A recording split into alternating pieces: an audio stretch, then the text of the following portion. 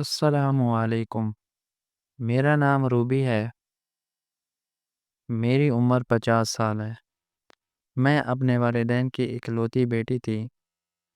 اماں ابا بہت امیر گھرانے سے تعلق رکھتے تھے۔ اماں کی پسند کی شادی تھی، جبکہ ابا اماں کو پسند نہیں کرتے تھے۔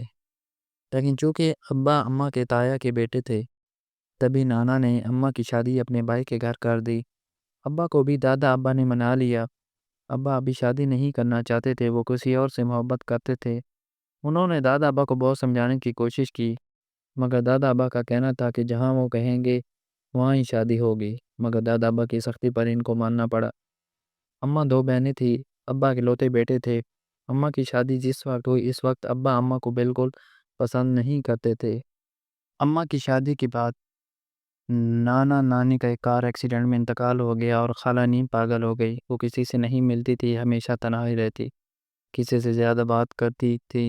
اماں اکثر خالہ سے مل آتی، لیکن وہ کبھی ہمارے گھر نہیں آئی تھی۔ ابا اماں کو ناپسند کرتے تھے، تبھی وہ ہمیشہ اماں پر ظلم کرتے، ان کو مارتے پیٹتے، ان سے گھر کے کام لیتے۔ لیکن میری پیدائش کے بعد ابا کچھ بہتر ہو گئے تھے، اب اماں سے پیار سے بات کرتے تھے۔ اماں بھی خوش رہنے لگی تھی۔ اماں ہر وقت سونے کے زیورات پہن کر رکھتی۔ ابا نے اماں کو ہر آسائش مہیا کی۔ دادی ہمیشہ کہتی تھی کہ نہیں، نویلی دلہنیں سجی سنوری ہی اچھی لگتی ہیں۔ میرے بعد گھر کا ماحول اچھا ہو گیا تھا۔ اماں ہمیشہ کہتی تھی کہ میرے قدم ان کی زندگی کے لیے بہت اچھے ثابت ہوئے ہیں۔ اماں نے کبھی بھی مجھے ابا کے خلاف نہیں کیا تھا۔ وہ ہمیشہ کہتی تھی جو کچھ بھی ہوا وہ میاں بیوی کا معاملہ تھا، لیکن ان کی عزت میرا فرض ہے۔ میں نے اماں جیسا جزیہ اور ہمت کسی کی نہیں دیکھی تھی۔ اماں نے بہت سی تکلیفوں کے بعد بھی کبھی ابا سے بدتمیزی سے بات نہیں کی تھی۔ ابا نے اماں کو ایک ملازمہ رکھ دی جو دن بھر ماں کا سارا کام کرتی۔ وہ کچھ ادھیڑ عمر تھی، بہت عرصہ اماں کے ساتھ کام کرتی رہی، مگر پھر وہ بیمار رہنے لگی۔ اماں اس کو کہتی کہ تم اب گھر پر آرام کر لیا کرو، اگر تمہاری کوئی بیٹی ہے تو اسے گھر لے آؤ، وہ کام کر لیا کرے گی۔ مگر ملازمہ کہتی ہے کہ وہ جوان ہے، میں اسے کام پر نہیں لے کر آتی۔ لیکن ایک روز اس بوڑھی عورت کی جگہ اس کی بیٹی کام پر آئی، لیکن اس نے گھونگھٹ نکالا ہوا تھا۔ اماں نے بولا کہ تم گھونگھٹ اٹھا سکتی ہو، یہاں کوئی نہیں ہوتا، لیکن وہ ہمیشہ کہتی ہے کہ میں گھونگھٹ نہیں نکال سکتی۔ اماں نے سختی سے منع کیا ہے۔ ملازمہ ہمارے گھر کام کرنے لگی، ابا کے سارے کام بھی وہی کرتی تھی۔ اس کی آواز بہت خوبصورت تھی، سفید رنگت اس پر بہت جچتی تھی۔ ملازمہ نے اماں پر اندھا بھروسہ بنا لیا تھا۔ اماں ہر وقت اس ملازمہ کے ساتھ باتوں میں لگی رہتی، وہ نہ جانے آپ نے کون کون سے دکھ سناتی۔ مجھے وہ ملازمہ ایک آنکھ نہ بھاتی تھی۔ میں اماں سے اکثر کہتی مجھے یہ عورت ٹھیک نہیں لگتی، مگر اماں ایک ہی بات کہتی کہ تمہیں بڑوں کی باتوں میں پڑنے کی ضرورت نہیں ہے۔ میرے ابا بھی اب ملازمہ کے ساتھ کافی ہنسی مذاق کرتے، مجھے ابا کا یہ رویہ بالکل پسند نہ آتا۔ میں اکثر اماں سے کہتی کہ ابا ملازمہ کے ساتھ بہت زیادہ ہنسی مذاق کرتے ہیں، ان کا ملازمہ کے ساتھ اتنا ہنسی مذاق کرنا بہتر نہیں ہے، مگر اماں خاموش رہتی۔ اکثر میں ملازمہ کو ٹوک دیا کرتی اور بولتی کہ اپنی حد میں رہا کرو، تم ایک ملازمہ ہو، ملازمہ کی طرح رہو۔ ابا کو دیکھتے ہی وہ آنسو بہانے لگتی۔ ابا مجھے ہمیشہ ڈانٹ دیتی اور اماں سے کہتے کہ اس کو کوئی تمیز سکھاؤ۔ اماں بھی مجھ سے ناراض رہنے لگی تھی۔ میں نے سوچ لیا تھا کہ میں اس ملازمہ کو گھر سے نکلوا کر رہوں گی، مگر شاید قسمت کو کچھ اور ہی منظور تھا۔ اکثر اماں کی غیر موجودگی میں ملازمہ ابا کے کمرے میں جاتی اور کئی کئی گھنٹے بعد جب ملازمہ کمرے سے نکلتی تو پوری کانپ رہی ہوتی تھی اور نہ جانے اپنی چادر کے نیچے کیا چھپا لیتی۔ ایک روز تجسس کے مارے میں ملازمہ کے ابا کے کمرے میں جاتے ہی خود بھی ان کے پیچھے چل پڑی، لیکن میری حیرت کی انتہا نہ رہی جب میں نے دروازے کو دھکا لگایا تو اندر سے دروازہ بند تھا۔ ابا کی کھڑکیاں بہت اوپر تھی جو میری پہنچ سے دور تھی، تبھی میں اندر کا منظر نہیں دیکھ سکی، مگر اندر سے عجیب و غریب آوازیں آنے پر میرا تجسس مزید بڑھنے لگا۔ اندر سے کچھ کاغذات ہلانے کی آوازیں آ رہی تھیں، جبکہ ایسا محسوس ہو رہا تھا کہ ابا کمرے میں نہیں ہے۔ ایک روز شام کے وقت اماں جب باہر سے لوٹی تو کافی پریشان تھی۔ گھر پہ نہ تو ابا موجود تھے اور ملازمی تو شامی کی جا چکی تھی۔ میں نے اماں سے پوچھا کہ اماں کیا ہوا ہے، اتنی پریشان کیوں ہے؟ مگر اماں خاموش رہی اور آنسو بہاتے کمرے میں چلی گئی۔ مجھے کافی حیرانی ہوئی کہ صبح تو اماں بالکل ٹھیک تھی، آخر ایسا کیا ہوا ہے کہ اماں کی یہ حالت ہو گئی؟ کچھ دیر بعد ابا بھی گھر آئے، لیکن ابا کافی خوش لگ رہے تھے۔ ابا آتے ہی کمرے میں گئے، لیکن اماں کمرے کا دروازہ بند کر چکی تھی۔ ابا نے مجھ سے اماں کی طبیعت کے بارے میں پوچھا تو میں نے انہیں دوپہر کا واقعہ بتا دیا۔ ابا بھی کافی پریشان ہوئے اور دوبارہ سے اماں کے کمرے کے دروازے کو کھٹکھٹاتے لگے۔ میں اور ابا کافی پریشان تھے، اماں نے آج تک کبھی اس طرح نہیں کیا تھا۔ کافی بار دروازہ کھٹکھٹانے کے بھی جب اماں نے دروازہ نہیں کھولا تو ابا غصے ہونے لگے اور اماں کو غصے سے بولنے لگے تھے کہ یہ کیا بچپنا ہے، دروازہ کیوں بند کر رکھا ہے؟ لیکن اماں کی آواز پھر بھی نہ آئی۔ اب میں پھوٹ پھوٹ کے رونے لگی تھی کہ میں جانتی تھی اس سب کے پیچھے کوئی بہت بڑی وجہ ہے جو اماں کسی کو نہیں بتا رہی۔ ایک رات جیسے تیسے ہم لوگوں نے کاٹ لی۔ اگلی صبح جب اماں نے دروازہ کھولا، اماں کی آنکھیں سوجی ہوئی تھی، شاید ساری رات رونے کی وجہ سے ان کی آنکھیں کھلنا مشکل ہو رہی تھی۔ وہ کمرے سے باہر آئیں تو میں صوفے پہ ہی بیٹھی ہوئی تھی۔ اماں کو دیکھتے ہی اماں کو سینے سے لگ گئی اور رونے لگی۔ میں نے اماں سے پوچھا کہ کیا ہوا ہے، اماں ایسے کیوں رویہ اختیار کیا ہوا ہے؟ لیکن وہ میری بات پہ پھر خاموشی سے آنسو صاف کرنے لگی، لیکن بولی کچھ نہیں، اور کچھ میں جا کر ناشتہ تیار کرنے لگی۔ مجھے کافی حیرت ہوئی کیونکہ ناشتہ ہمیشہ ملازمہ بناتی تھی، آج اماں کو نہ جانے کیا ہو گیا تھا۔ میں نے اماں سے بولا کہ ملازمہ کے انتظار کر لیں، وہ آنے ہی والی ہوگی، مگر اماں نے ایک جملے میں ساری بات ختم کر دی کہ وہ جن کاموں میں لگی ہوئی ہے اسے وہی کرنے دو، اس پر وہی جیتے ہیں، یہ گھر کے کام اس کے بس کی بات نہیں ہے۔ اماں کی بات میرے پلے نہ پڑی، مگر میں حیرانگی سے اماں کو دیکھنے لگی۔ اتنی ہی دیر میں ابا آ گئے اور اماں کو ناشتہ بناتے ہوئے دیکھنے لگے۔ ابا کافی غصے میں تھے، اماں کے ساتھ جھگڑنے لگے اور بولے کہ رات بھر تم نے کیا تماشا لگا رکھا تھا، آخر تم چاہتے کیا ہو؟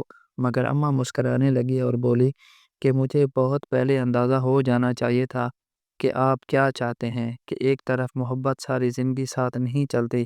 مجھے اماں کی باتوں سے خطرہ محسوس ہو رہا تھا، جیسے کوئی بہت بڑا راز ہے جو مجھ سے چھپایا جا رہا تھا۔ ابا نے حیرت سے پہلے میری طرف دیکھا اور آنکھیں پھاڑے اماں کو دیکھنے لگا۔ شاید ابا کو اس جواب کی توقع نہیں تھی۔ ابا کے چہرے پہ غصہ مزید بڑھنے لگا تھا۔ وہ ناشتے کی میز چھوڑ کر واپس کمرے میں بند ہو گئے۔ میں خاموشی سے اماں کے پاس گئی اور اماں سے پوچھا کہ اماں آخر کیا ہوا ہے؟ ابا سے کوئی جھگڑا ہوا ہے یا کوئی اور بات ہے جو آپ مجھ سے چھپا رہی ہیں؟ اماں ناشتہ بناتی رونے لگی اور بولی کہ اپنے نصیب کی دعا کیا کرو، اللہ تمہارے نصیب اچھے کرے۔ میں مزید پریشان ہو گئی تھی۔ میں نے اماں کو تسلی دی اور خاموشی سے ناشتے کی میز پر بیٹھ گئی۔ ابھی ہم دونوں کو ناشتہ کرتے تھوڑی دیر گزری ہی تھی کہ ملازمہ آ گئی اور بولی، ملکن آپ نے ناشتہ کیوں بنایا؟ میں آ رہی تھی، مگر اماں نے کوئی جواب نہیں دیا اور مجھ سے بولی کہ اسے کہہ دو آج کے بعد میرا کوئی کام نہیں کرے گی، اپنے مالک سے پوچھ لے، اگر تو یہاں کام کرنا ہے تو کر لے، ورنہ جانا چاہتی ہے تو جا سکتی ہے۔ ملازمہ اماں کے پاس آئی اور بولی، کیا ہوا مالکن، کوئی غلطی ہو گئی ہے؟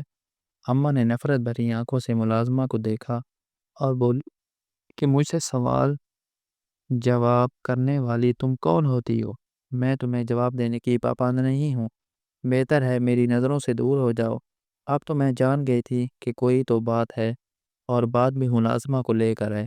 اماں کمرے میں گئی تو میں بھی اماں کے پیچھے چل پڑی اور اماں سے پوچھا کہ اماں ملازمہ نے کچھ کہا ہے؟ اگر کوئی بات ہوئی ہے تو مجھے بتائیں۔ مگر اماں نے کہا، جب سکہ اپنا کھوٹا ہو تو کسی اور کو کیا کہنا۔ میں اماں کو ان کے حال پر چھوڑے اور اپنے کمرے میں آ گئی۔ سارا دن گزر گیا، ملازمہ سارا دن کافی بے چین تھی، بار بار نظر ابا کے کمرے کی طرف ڈال رہی تھی۔ اماں چونکہ الگ کمرے میں تھی، تبھی مجھے ملازمہ پر شک ہونے لگا۔ دوپہر کے وقت ملازمہ کمرے میں گئی تو میں بھی تجسس کے مارے ملازمہ کے پیچھے چل پڑی۔ آج شاید وہ دروازہ بند کرنا بھول گئے تھے۔ میں ہلکا سا دروازہ کھولا تو سامنے کا منظر دیکھ کر میں دنگ رہ گئی۔ جو عورت اماں کے سامنے بھی اپنا چہرہ نہیں دکھاتی تھی، اس نے کیسے ابا کے سامنے اپنا چہرہ کھلا چھوڑا ہوا تھا اور وہ مسلسل ابا کی ٹانگیں دبا رہی تھی۔ مجھے یہ سب کچھ اچھا نہیں لگ رہا تھا۔ میں نے سارا دن سوچوں میں گزار دیا۔ میں ملازمہ پر نظر رکھنے لگی۔ جب ملازمہ گئی تو میں بھی اپنے کمرے میں آ گئی، مگر میں ساری رات سو نہ سکی۔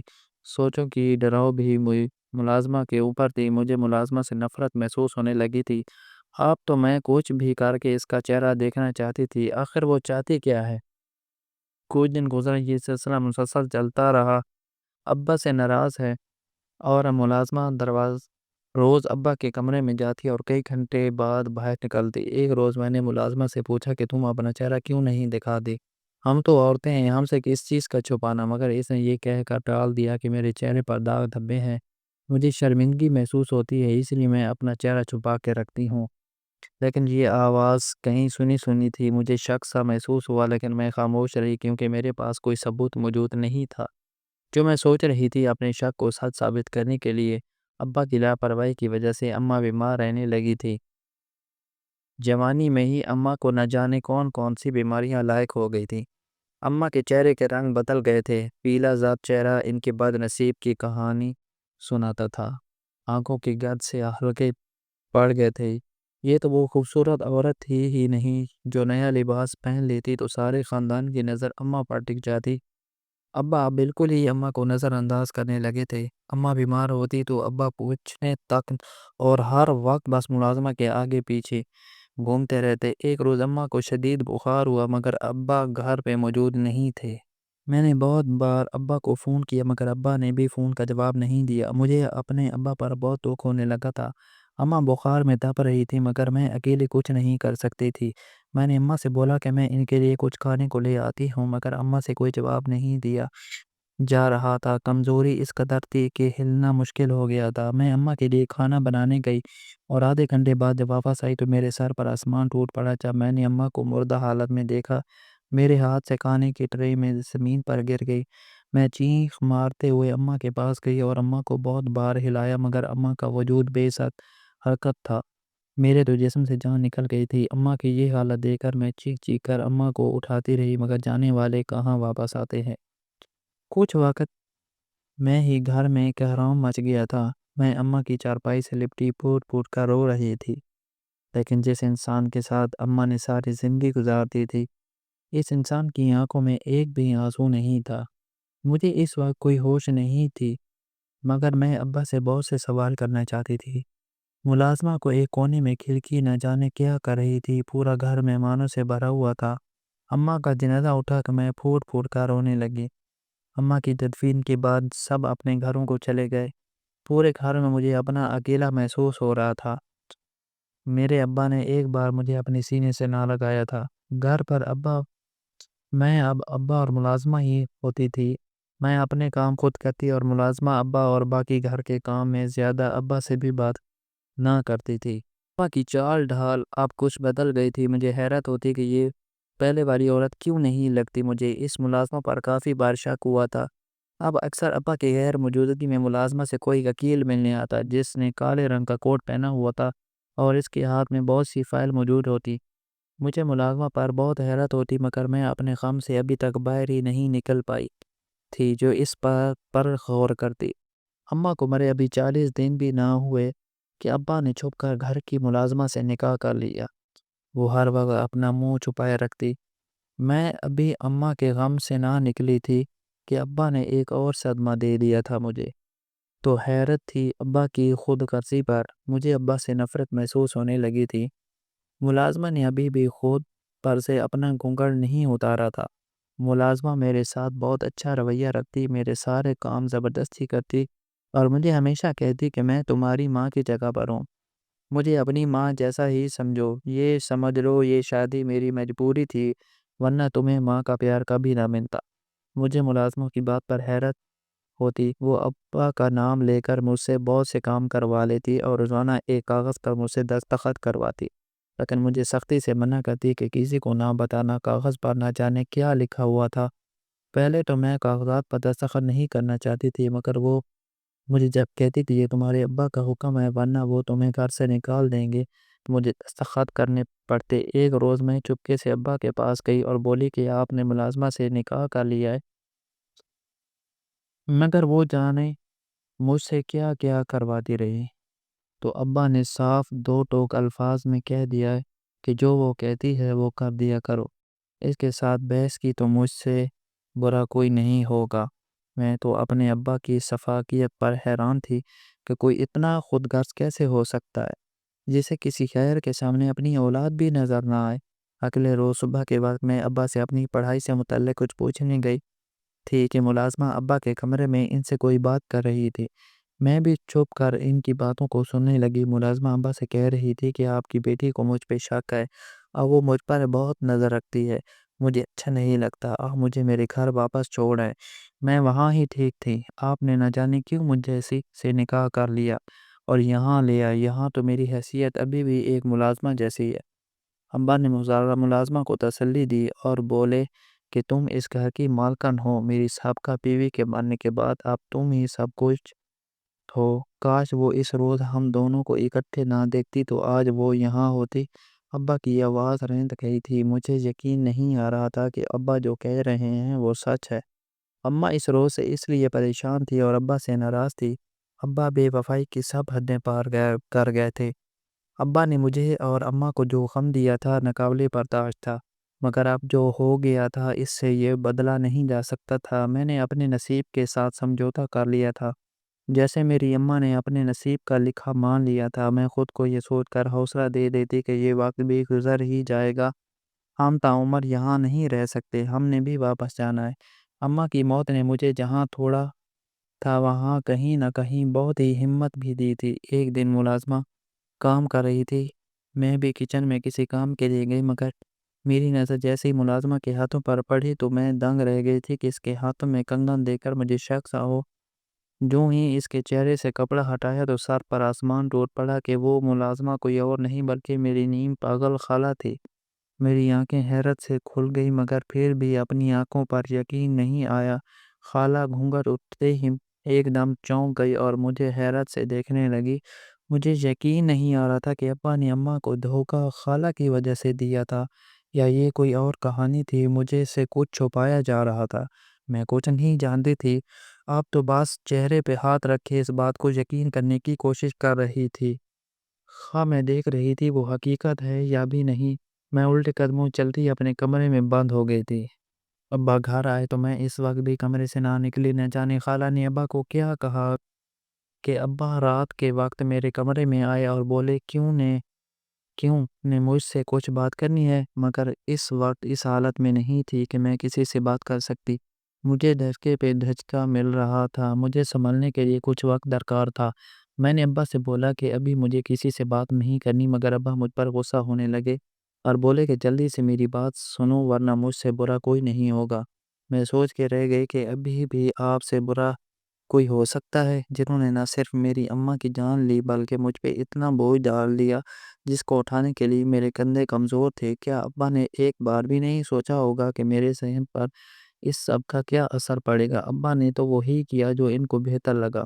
دوغلے رشتوں کا بوجھ انسان کو تھکا دیتا ہے۔ میں نے اپنے آنسو صاف کیے اور ہمت کرتے ہوئے اٹھ کر ابا کی بات سننے گئی۔ میں نے ابا سے کوئی سوال نہیں کیا، نہ ہی کوئی جواب مانگا۔ میں خاموشی سے ابا کے سامنے سر جھکائے کھڑی تھی، شاید کہنے کے لیے کچھ بچا ہی نہیں تھا۔ ابا نے لمبا سانس لیا اور مجھے اپنے پاس بلایا۔ میں ابا کے پاس جا کر بیٹھی تو ابا نے بات شروع کی کہ میں بہت غور سے ابا کی ہر بات سن رہی تھی۔ ابا نے بولا کہ ابا اور خالہ بچپن سے ایک دوسرے سے محبت کرتے تھے، مگر اماں کی محبت خالہ اور ابا کی محبت پر بھاری پڑ گئی۔ ابا نے دادا کو بہت بار سمجھانے کی کوشش کی، مگر دادا کی ایک ہی ضد تھی کہ ان کا بھائی کسی صورت چھوٹی بیٹی کے لیے نہیں مانے گا جب تک ان کی بڑی بیٹی کی شادی نہیں ہو جاتی، اور رشتہ بھی انہوں نے اپنی بڑی بیٹی کے لیے مانگا ہے، نہ کہ چھوٹی کے بیٹی کے لیے۔ ابا کو اپنی عزت اور اپنی انا پیاری تھی، مگر میری محبت کسی کو نظر نہیں آئی۔ میں نے بھی اس دن خود سے وعدہ کر لیا تھا کہ کچھ بھی ہو جائے گا میں تمہاری ماں کو کبھی خوش نہیں دوں گا، ہمیشہ اس پر ظلم کروں گا۔ ہاں میں مانتا ہوں میں یہاں پر غلط تھا، میں نے تمہاری ماں پر ظلم بھی کیا اور اسے ہر خوشی سے محروم رکھا، مگر یہ بات حقیقت ہے کہ تمہاری پیدائش کے بعد میرے دل میں اس کے لیے نرم گوشہ پیدا ہو گیا تھا۔ میں نے اس سے محبت نہ سہی مگر اس کو عزت دینا شروع کر دی تھی۔ لیکن ایک روز میں کام کے سلسلے میں شہر گیا تو وہاں تمہاری خالہ ایک ہسپتال کے باہر کھڑی تھی۔ تمہاری خالہ بہت بیمار تھی۔ میں نے زبردستی اسے ڈاکٹر کو دکھایا تو ڈاکٹر نے بولا کہ تمہاری خالہ تنہا رہنے کی وجہ سے بیمار رہنے لگی ہے۔ تنہائی انسان کو اندر سے کھوکھلا کر دیتی ہے۔ میں ابا کی باتیں بڑے غور سے سن رہی تھی۔ مجھے لگا کہ ابا مجھ سے غلط بیانی کر رہی ہیں، مگر میرے پاس ابا کو غلط ثابت کرنے کے لیے کوئی ٹھوس ثبوت بھی موجود نہیں تھا۔ میں خاموشی سے ابا کو سنتی رہی۔ ابا نے اپنی کہانی جاری رکھتے ہوئے مجھے بتایا کہ اس روز خالہ کی ضد کے باوجود ابا انہیں اپنے ساتھ گھر لانا چاہ رہے تھے، مگر خالہ کا ایک ہی کہنا تھا کہ وہ اپنی وجہ سے آپ لوگوں کا گھر خراب نہیں کرنا چاہتی۔ مگر نہ جانے نصیب میں کیا لکھا تھا، تمہاری اماں نے مجھے اور تمہاری خالہ کو ایک ساتھ دیکھ لیا۔ میں یہ بات جانتا تھا کہ تمہاری اماں مجھے اور تمہاری خالہ کو ایک ساتھ دیکھ چکی ہے۔ میرے پاس اور کوئی دوسرا راستہ نہیں تھا۔ تمہاری خالہ کی طبیعت دن بدن بگڑتی جا رہی تھی، اس پر تمہاری اماں کا بگڑتا رویہ مجھے دوہری پریشانی میں مبتلا کر رہا تھا۔ تمہاری خالہ گھر پر ملازمہ بن کر رہنے لگی اور اصل ملازمہ کو میں نے کام سے ہٹا دیا۔ تمہاری اماں یہ بھی جانتی تھی کہ ملازمہ کوئی اور نہیں بلکہ تمہاری سگائی خالہ ہے۔ تمہاری خالہ نے کئی بار تمہاری اماں سے معافی مانگنے کی کوشش کی کہ وہ بے قصور ہو کر بھی تمہاری اماں کو صفائیاں دیتی رہی، مگر تمہاری اماں کی ایک ہی ضد تھی کہ میں تمہاری اماں کو طلاق دے دوں۔ میں بے وفا نہیں تھا، مگر تمہاری اماں نے مجھے بے وفائی کا تمغہ بھی دے دیا۔ میں خاموشی سے سب برداشت کر رہا تھا۔ جس روز تمہاری اماں کی موت ہوئی، اس روز میں ٹریفک میں بہت برے طریقے سے پھنسا ہوا تھا، لیکن جب تک گھر آیا تب تک دیر ہو چکی تھی۔ غلط فہمیاں انسان کو برباد کر دیتی ہیں، اور نہ جانے اس غلط فہمی کے بدلے میں کتنے ہی گھر تباہ و برباد ہو چکے ہیں۔ ہر رشتے میں سب سے پہلے انسان کا بھروسہ کرنا لازم ہے، مگر نہ تمہاری اماں کو مجھ پہ بھروسہ ہوا اور نہ میں کبھی دلا سکا۔ ابا کی بات سن کر میری آنکھوں سے آنسو بہہ رہے تھے۔ مجھے یقین نہیں آ رہا تھا، کتنا سب کچھ میری آنکھوں کے سامنے ہو گیا اور میں کچھ نہیں کر پائی۔ میں ہچکیوں کے ساتھ رو رہی تھی جب خالہ میرے سامنے پانی لینے کھڑی ہو گئی اور بولی کہ پانی پی لو۔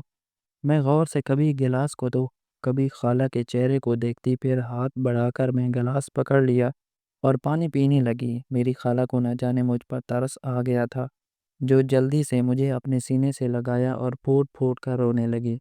مجھے بھی کسی سہارے کی ضرورت تھی، تبھی میں بھی خالہ کے ساتھ لگی رونے لگی۔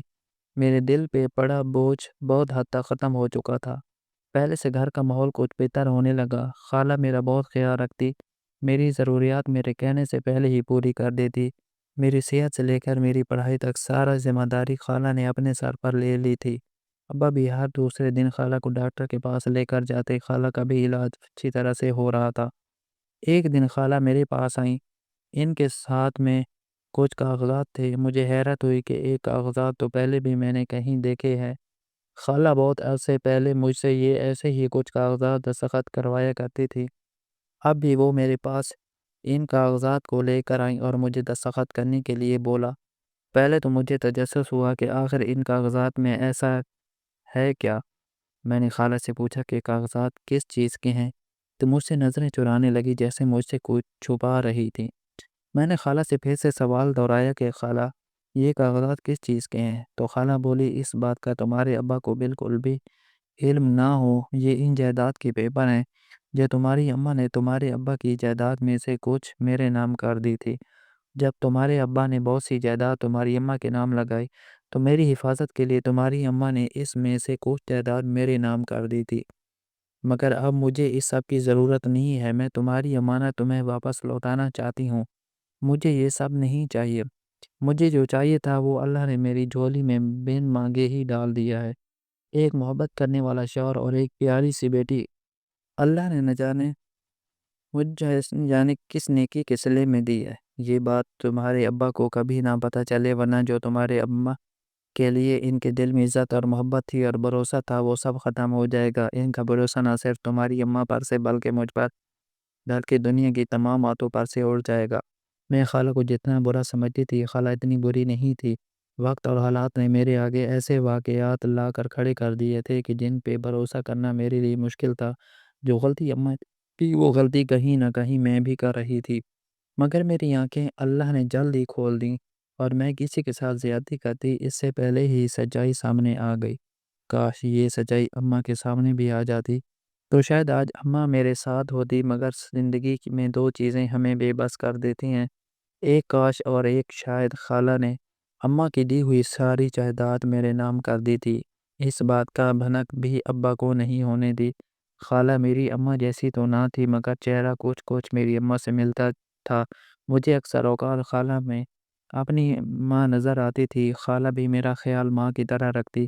انہوں نے کبھی اپنی اولاد کی خواہش کی ہی نہیں تھی۔ وہ ہمیشہ ایک ہی بات کہتی کہ مجھے اللہ نے ایک بیٹی دے دی ہے، مجھے اور کیا چاہیے۔ میں تو اس عورت کی ظرف پر حیران تھی جو اتنی تکلیفیں برداشت کرنے کے باوجود میرے ساتھ بہت اچھے طریقے سے رہتی تھی۔